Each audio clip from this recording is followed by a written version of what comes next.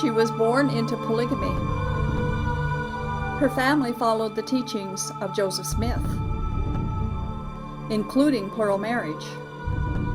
Like many young girls, she had been promised to a man who was her father's age. But she ran away. She chose hell over a life of polygamy. That girl was me. I was lost, alone, desolate.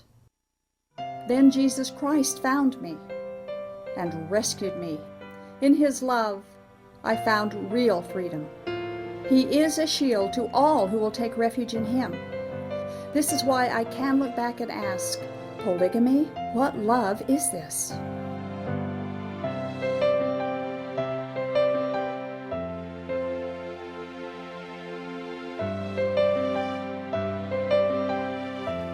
Welcome to Polygamy, What Love Is This? I am your host, Doris Hanson, and we talk about Mormon polygamy on this show.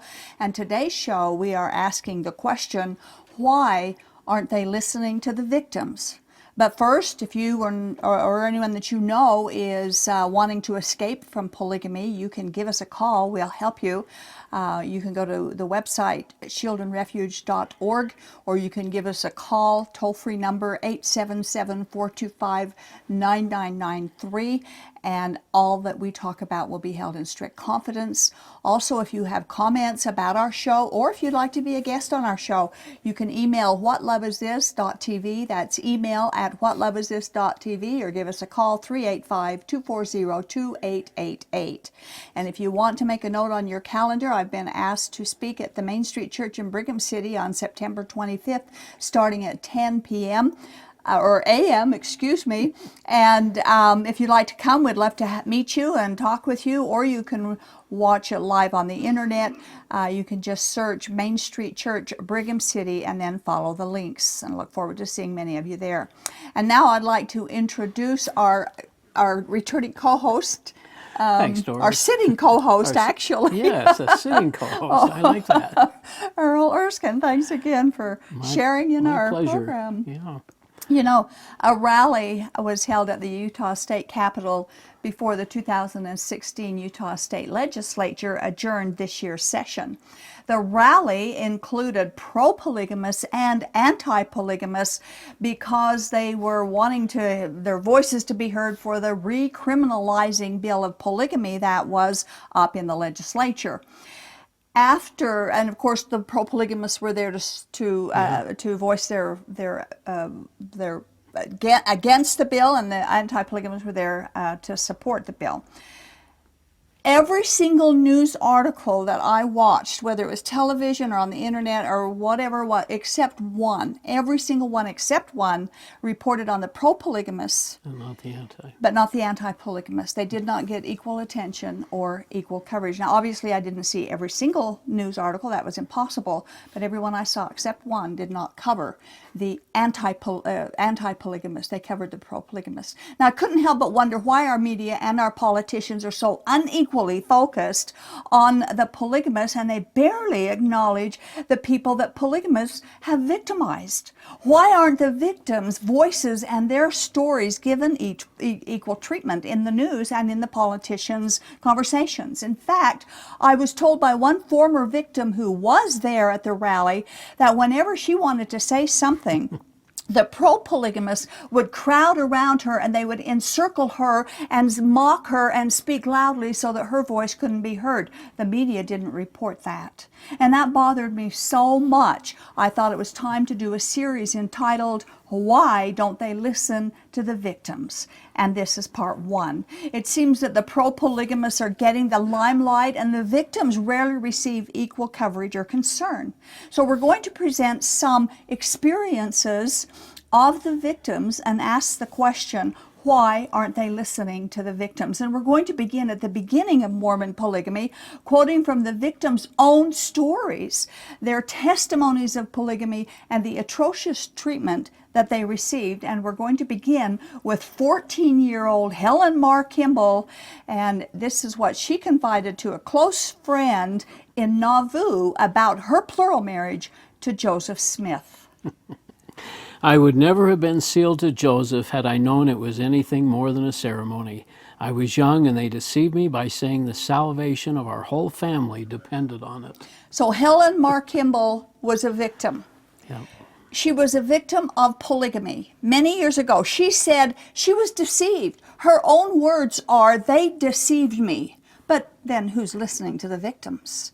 From the beginning, polygamous dogma has been and is submit to polygamy or else. There's no freedom of religion. There's no gender equality in polygamy, and it seems no one listens to the victims. Sarah Pratt was married to Orson Pratt. When he was 57 years old, his polygamous eyes wandered to a 16-year-old girl who became his 10th wife. Sarah was 51 years old and resentful that her husband married girls who were younger than their oldest daughter. Sarah Pratt said this. Here was my husband, she said, gray-headed, taking to his bed young girls in mockery of marriage. Of course, there could be no joy for him in such an indulgence of his fanaticism, which I hesitate to mention. Sarah Pratt said, polygamy is the direst curse a people or a nation could ever be afflicted. She said polygamy completely demoralizes good men and makes bad men worse. Sarah Pratt was a victim of polygamy and told her story, but who's listening to the victims? Tell It All, published by Fanny Stenhouse in 1875, tells about the curse of polygamy, and we want to quote from a conversation that she published in the book that she had with a friend named Mary. Curse is a heavenly word to apply to such a system. There is nothing in hell so hateful, so vile, so detestable. It is blight and ruin to everything that is fair and good. I never pass a day, but I cursed with the bitterest hatred the man who devised it. Do you think that when they have ruined all their hopes for time and for eternity, we shall love them still? But for this wretched system, I should have been a happy wife and mother, and now I see what I am. Husband, child, all lost, all lost. You can just hear the pain, sadness yeah. and the pain, the emptiness in her, all because of polygamy. She also said the Mormon women of those days have not much to make them happy. Many Mormon polygamous women told their bitter stories of life in polygamy, but who's listening to the victims? Anne Eliza Young, former polygamous wife of Brigham Young, also published her story in a title which is entitled 19th Wife, and it was published in 1875, and we quote, this is a long quote, but we quote something that she wrote about her experiences. Yeah, there were two sisters whose mother was married to a Mr. McDonald, and when she gave herself to him, it was with the express understanding that the daughters should be sealed him as soon as they were of proper age. The little girls knew of the arrangement and used to talk about it very openly of marrying Pa. Fancy her feelings knowing that she was bringing up her daughters as wives for her own husband. Wives and mothers living outside of polygamy, can anything be more revolting? And yet, horror-stricken as you are by them, they are by no means exceptional, but are of frequent occurrence, and it is in your own country that these outrages occur, under your own government, upheld by your own chosen legislators. And if your government and its rulers refuse to do anything to eradicate this foul blot of polygamy, they are encouraging its presence and rendering it daily more difficult of eradication. How true her statement has proven to Yeah. be. And it went on then, and it's going on today. You just don't hear it in the news, that very same thing. And Mormon polygamy continues to rage today as it did then. Victims continue to cry out about the agony and the abuses and the inequality in polygamy. But who's listening to the victims? Ex-FLDS, plural wife, are going to move forward now several decades. Mary Louise Mackert, she wrote a book about her life in polygamy, and her book is entitled The Sixth of Seven Wives. She tells her story of being forced into an arranged marriage at 17 years old to a man older than her father. She testifies that religious doctrine and submission, not love, was the force in her marriage. And when Mary decided to escape her abusive polygamous situation and husband, he threatened her with blood atonement. He had her kidnapped while she was working her newspaper route, and then he isolated her, a terrorizing experience for any human to endure. In the epilogue of her book, Mary writes about her abduction.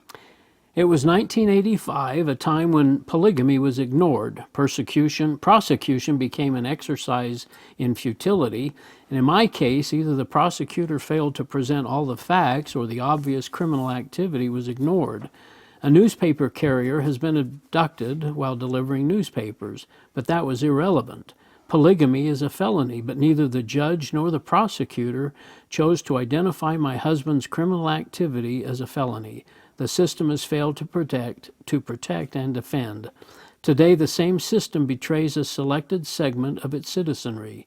The children born in polygamous societies are denied the protection all other Utah citizens expect and receive. Mary's points are well taken, and she goes on to point out that society has never accepted sex between adult and men and little girls, yet that's what goes on. But who steps forward to defend the innocent? Mary also writes this.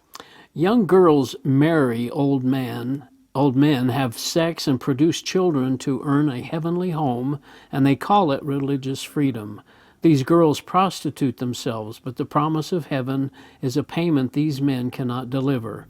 They are stripped of their virginity in a loveless sex act and starved for affection. In the name of religion, they are continually raped and debased.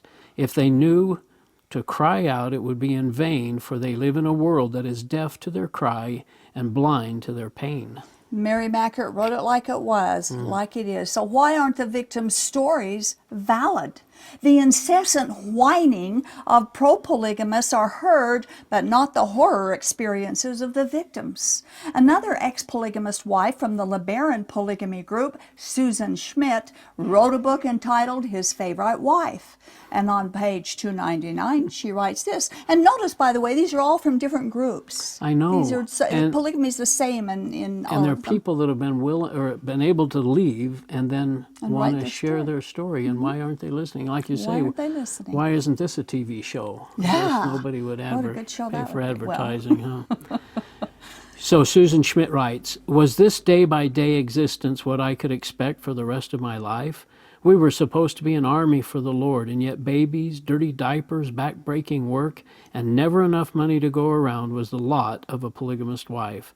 All around me were poverty-stricken homes filled with lonely women and children, living for the scattered moments when our husbands could find time for a hurried visit home. And again, you can see the loneliness that's going on there. Susan tells about her study of the Mormon scriptures to see if she could understand why God seemed to love his sons more than his daughters. She found numerous Mormon scriptures that bothered her exceedingly. And we quote from page 351 of her book. According to this, God created woman for one purpose only, for the enjoyment of the men. Women were possessions just like cattle. We had no rights in and of ourselves. God created the world and the heavens above so that men could reign, and the women were given to men as wombs to bear their children. The man could espouse as many virgins as his heart desired and be blessed by God and become a god himself. But a woman was allowed only the man to whom she was given. If she should be with another, she would be an adulteress and be destroyed. It's interesting because there's so many scriptures that says God doesn't play favoritism, but the polygamy doctrine doesn't acknowledge that fact. Susan was bewildered when she finds these things in her studies. It was a difficult thing for her to believe about God. She assumed that if the doctrine and covenants were true, which it isn't, but if it were, she had come to the conclusion that God loved and valued his sons more than his daughters. Susan was shaking with emotion. She prayed and sobbed, asking God if this could be true. Aren't females just as valued to him as males? Why should a man deserve multiple women to love and care for him so that he's never lonely, and yet his wives are heartbroken and abandoned? Why should they raise children by themselves and they barely know their own father?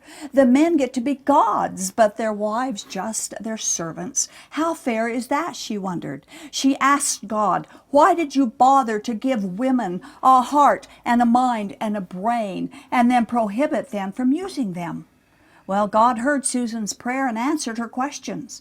Polygamous doctrine is false. Susan got out of polygamy. She wrote her own book about her harrowing experiences in polygamy, but it seems no one wants to listen to the victims. Irene Spencer is the author of Shattered Dreams, telling her story in polygamy. Irene was the 13th of 31 children, and at 16 years old, she became the plural wife of Verlin LeBaron, who was, by the way, the same man Susan Schmidt was married to. Oh my. And he was the brother of Joel LeBaron, the leader of the LeBaron polygamy group. And on page 132, she writes, and we quote, I tried hard to ignore the flirtatious smiles constantly passing between Verlin and Lucy.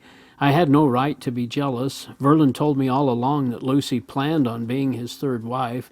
Besides, Verlin needed 3 praying wives to be more worthy of godhood, and I was to minister unto my husband. That meant it was my duty to court Lucy for him. I often muttered under my breath, I'll be damned if I will. She had the spirit with her there, didn't she? Good for The her. Doctrine and Covenants, section 132, verse 64 says that, quote, if any man have a wife, and he teaches her the law of the priesthood, which of course is polygamy, then she's supposed to believe it and minister unto him, or she shall be destroyed. Irene said she didn't have to wait for God to destroy her because jealousy was beating him to it. Well, that's polygamy. Irene continues, and we quote, On page 317, for years I lived on Verlin's broken promises. I believed that he basically wanted to fulfill his promises, but his responsibilities as a husband and father to so many just made it impossible. He didn't generally concern himself too much about whether he'd really be able to keep his promises. He just said what he needed to say and then tried his best to do what he said he would do. Well, his best got less with the addition of each wife and child. and of course that would happen. That just Sure. makes sense. The resources of the man can only stand so much, and he took many, many wives. We wonder if the people who say polygamy is okay for consenting as adults, I wonder if they understand that a man and woman together makes little babies together. You know, it's not about adults only. It never has been, and it isn't today. In the epilogue of Irene's book, we read this. During my first 21 years as Verlin's polygamist wife, I became the mother of 14 of his children. Oh my goodness. I shared my husband with 9 other women and a total of 58 kids. We lived in utter poverty, laboring to raise our own food, make our own clothes, and build our own houses. And most of that time we lived without electricity or indoor plumbing. Isn't that awful? That is sad. That's awful. We suggest you read these books and you'll learn about polygamy. If you're pro-polygamist, you'll end up being anti, at least you should. Another problem that most polygamists share is that they are told it is a great blessing to live in detestable poverty. Wow. We were told that all of our life. Were We'd you get really? our rewards in heaven. We didn't need to worry about having them here. And it's an upside down world, of course, that polygamists live in, and they don't even know it. Like most polygamous wives, Irene lived with broken promises and shattered dreams, lots of children to raise alone, but then who is listening to the victims?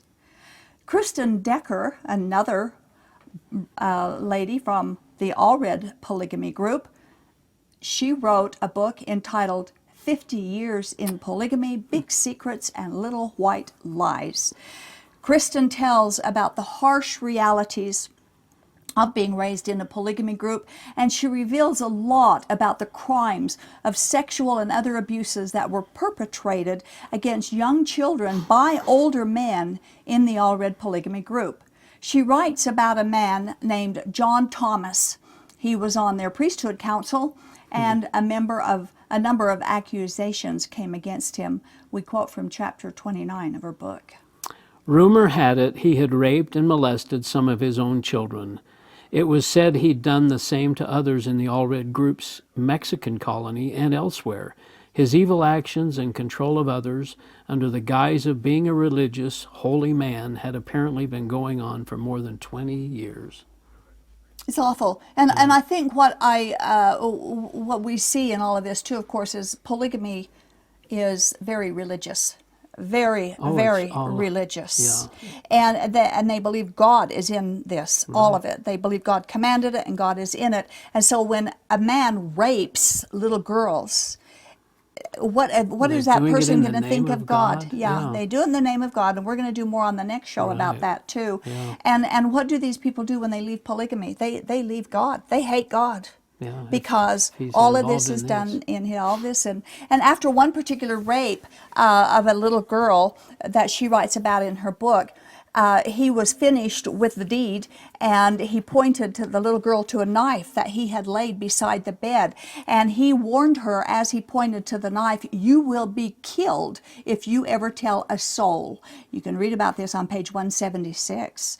Kristen writes about how sickened and shocked that she was that a man of the priesthood A leader. could be so violent and do such horrible things against little children. Why would the priesthood leaders have called him to the priesthood? Didn't God know what he was doing? That's a good question. On page 177, Kristen is asking these very important questions.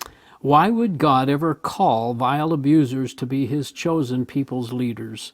You believe those leaders were called in the name of God, right? And all of you, including the council members, upheld, defended, sustained, and harbored those two evil men. And believe me, I know that there are still more perverts in the group yet to be discovered. And that's what Kristen is saying about it. And the questions are right.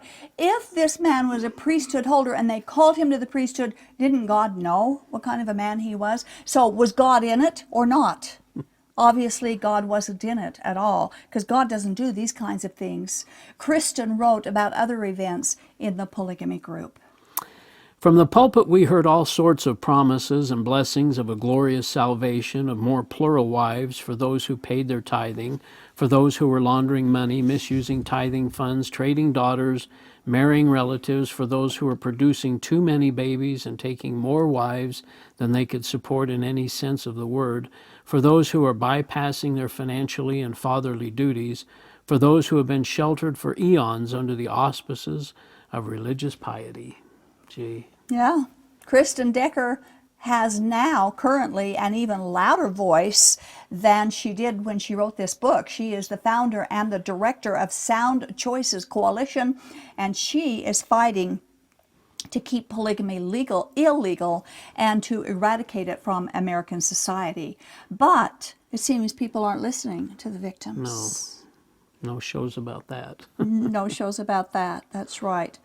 And of course, you won't get any of this on with the Sister Wives program that has been pulling the wool over the eyes of the people for so many years with their program. I don't suppose they ever even reference these people that have left polygamy or experienced written Oh, books no. and so on. No. No, in fact, there was a meeting in Las Vegas where some victims, in fact, I think Kristen was there, and Colleen Snow from the Kingston Group and some others were there, and they were talking about the abuses, because some of them that were there had been abused.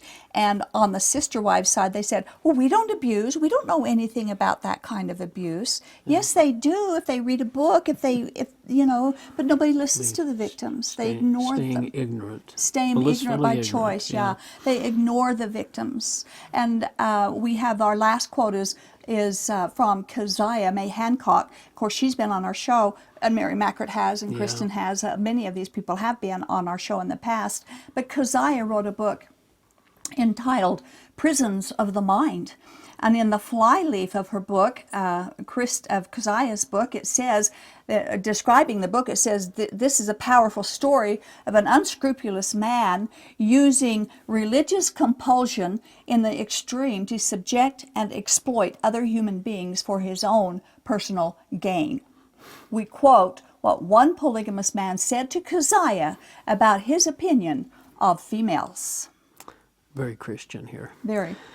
Women are a dime a dozen. The only thing that makes them of any value is if they can be obedient. If a man never required anything of his women, he would be held responsible for their being worthless. Do you think you are going to go to heaven without ever earning the privilege of being there? You're not. And if you're not obedient enough, I can't take you where the saints are. Now that is generally a mindset of a polygamous man. generally, and I think that when we see how most polygamous men treat their women, that we can see that that's the way it is. Now, I'm not doing a blanket, paintbrush of every polygamous man, because I know there are some who try. They don't know any better that God isn't in it, and so they really do try. But for the most part, especially when you get in the leadership of these polygamy groups, that's exactly what they think of women. A dime a dozen. Yeah. Be obedient, be subservient to the male. The man holds the priesthood. It's a patriarchal society. God is a man, God is a polygamist, and that's what he expects from you. But we hear all over the news, polygamy's okay, isn't it? As long as it's kept between consenting adults.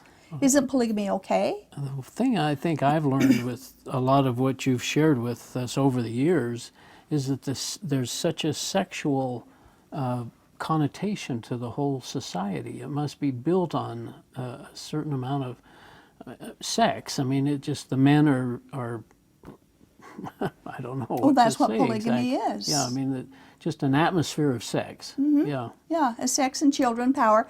And the odd thing about it is, well, you get in section 132 and you read the entire section, and you understand very clearly that that's exactly what it is. The men get the women, and if the woman even tries to go out with another man, she will be destroyed. It's always the female that's going to be destroyed, not the male. And they're justifying it always in the name of God, and this is what He's required. And that's why we bring God into our show. So that's not the only reason, but that's one of the reasons we bring God into our discussion, because they say God commanded it, and this is not the God of the Bible at all. But again, next show we're going to do part 2 of this, and we're going to quote some more, and some from men and boys that were raised in polygamy. Of course, there's some articles that talk about polygamy in magazines and newspapers and about the victims. But whenever you see the politicians and most of the news media, most of the time, it's pro-polygamy. They don't give the victims an equal time together to talk about it. So next time we'll be talking about the victims. I know. Okay. You know, there are various ways that God shows His love for us through the beauty of His creation, the warmth of the spring and summer sun, the water that we need. He sends in the rain and the snow. But ultimately, God's love is demonstrated on the cross of Jesus Christ, where His love is profoundly seen by His payment of our sin through the cruelty of that cross. There is one place, however, that God's love is never seen, and that is in polygamy. In fact, polygamy is never presented as a picture of God's love for us. Instead, it's always presented with the threats of God's wrath against the female, always with the fear of damnation if we don't surrender to this humiliating, abusive, and ungodly life. But the Bible tells us that God is love, and His love is not evident in polygamy. Polygamy is not from God, and it never was. Thank you for watching our show.